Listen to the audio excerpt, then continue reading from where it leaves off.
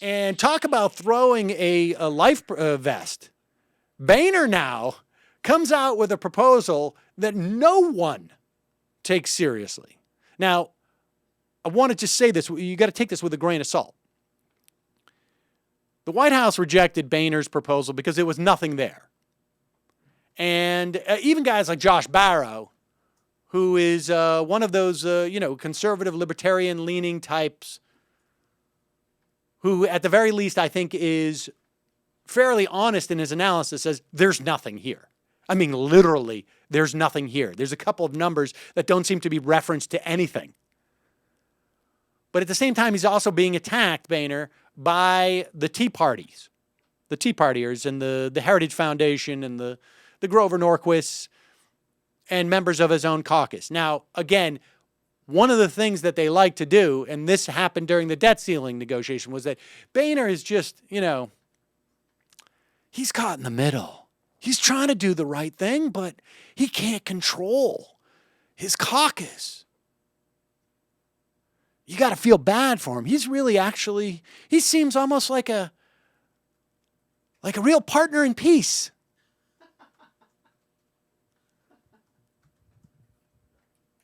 And part of that kabuki, Boehner knocks off a couple conservative members of some influential committees that deal with supposedly budget talks. Now, I really find it hard to believe at this point when I see something like this. And I hear Rush Limbaugh talking about it. Well, this is the way that you consolidate power. So it's absolutely... he's not judging it. He's not saying, like, Boehner, we got to take this guy down. It's just like, this is the way power does.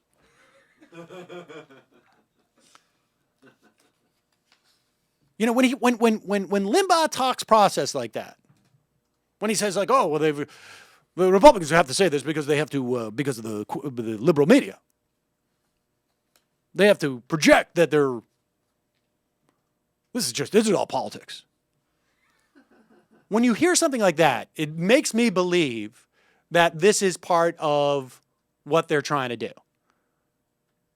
They're trying to make it like Boehner is he's trying to get as fair a deal as he can with the president. He's trying to be reasonable here.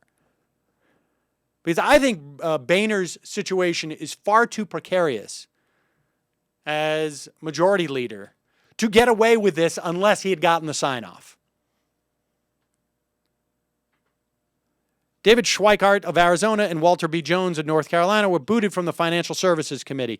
Now, Walter Jones was one of those guys who came out against the Iraq War fairly early, still a conservative nutjob in many ways, but there may be enough problems with him in the caucus that people were like, yeah, go ahead.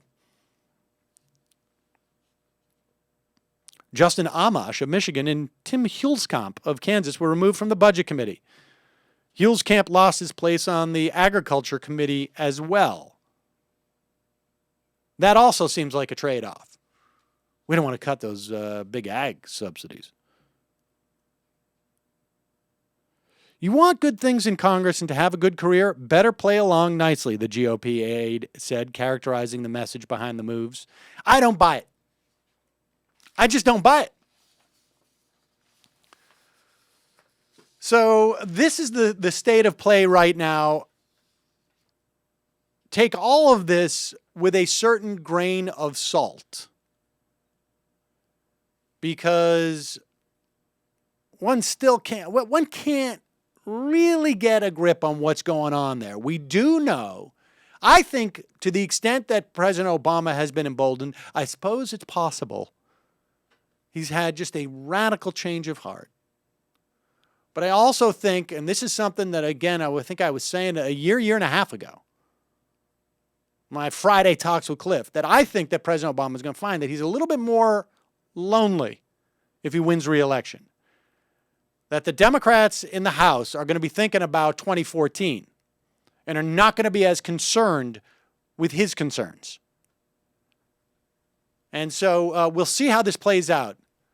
But we clearly want this to go. We clearly want the Bush tax cuts to expire on their own.